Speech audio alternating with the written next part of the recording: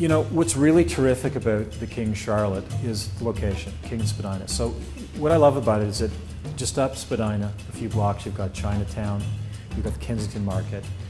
You know, it's an express route out to the QEW.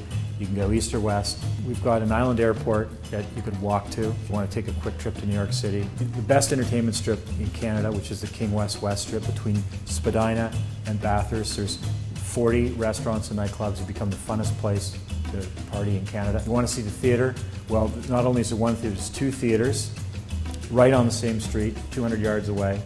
There's also the only five-star hotel open right now in Canada, or sorry, in Toronto, the Ritz-Carlton, 2 blocks away, with 2 more five-star hotels coming, another 4-star hotel, and a 5th 4-star hotel coming. The imprint was an interesting imprint in that it was 170 feet long and only 65 feet wide, which is actually very hard to build on, unless it's a perfect site.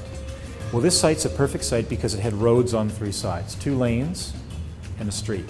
So it allowed me to do a super wide, shallow kind of floor plate, which meant that the building actually ended up being 160 feet long and about 50 feet wide, which means when you put a quarter down the middle, you end up with suites that are about 21 or 22 feet deep. So if you want to do a 440 square foot one bedroom, 20 feet by 22 feet, it's beautiful. It actually lives way larger than that. It's like living in a 650 or 700 square foot one bedroom because there's no wasted space. Just a really super efficient floor plan. So every unit in the King Charlotte lays out magnificently. It's the best building I've ever done for floor plans in my life, and I can't imagine ever doing another one like this. What I really, really like about this building, though, is again, I went to Peter Klues of Architects Alliance, who I absolutely have known the guy for many decades, and he's become, in my mind, the preeminent condo architect in Canada. And I asked him to do something spectacular for me. Again, I wanted to do this crazy thin glass tower. And what he came up with was this idea of 4 boxes. So there was a box down below, which was like a retail box. And then he put this, again, it's sort of a ribbon. So, but it's a ribbon wrapped this way instead of this way at Theatre Park. And that became the base of the building.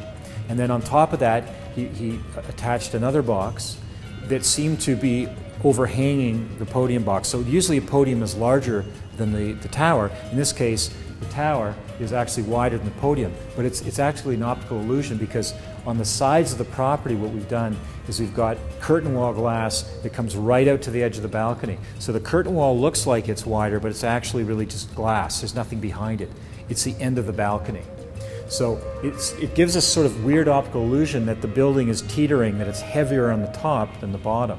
And then he makes that even more accentuated by building a gigantic glass red box on the top, which serves as a mechanical room and a party room for the building. And just off the party room is an outdoor pool. So we have an outdoor pool on the 33rd floor of this building.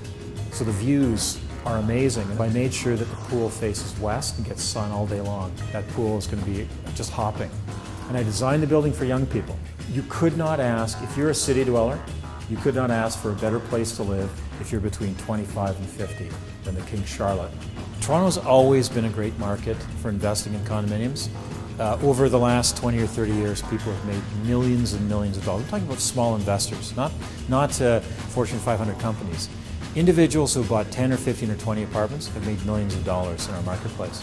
The beautiful thing about the King Charlotte is that not only do we aim this product towards young people, but by aiming it towards young people, you also aim it towards investors. Because investors buy the smaller apartments. They buy the smaller apartments because the smaller apartments are for younger people who rent.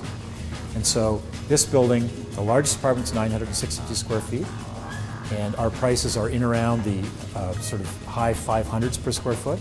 And we're actually getting rent in buildings like this at $3 per square foot per month. Now that's $3 per square foot per month before condo fees and taxes. But we find that with 20 or 25% down and a 35-year AM, we're actually showing a positive return on money. I'm talking a positive return after all your expenses. But in addition to that, you're also paying off your mortgage every month because your tenant's paying your mortgage for you.